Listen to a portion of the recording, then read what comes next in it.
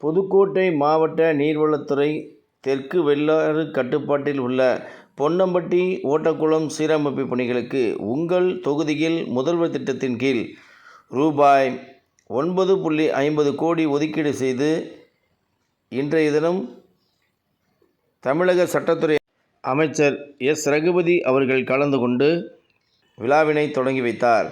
இவ்விழாவில் பிற்படுத்தப்பட்டோர் நலத்துறை அமைச்சர் சிவவி மெய்யநாதன், மாவட்ட கழக செயலாளர் கே. செல்லப்பாண்டியன், சட்டமன்ற உறுப்பினர் வை. முத்துராஜா, மாநகராட்சி மேயர் திலகவதி செந்தில், துணை மேயர் எம். லியாக்கத் அலி மற்றும் மாநகர கழக பொறுப்பாளர் வே. ராஜேஷ் மற்றும் மாமன்ற உறுப்பினர், கழக நிர்வாகிகள் பலரும் கலந்து கொண்டு விழாவினை சிறப்பித்தனர்.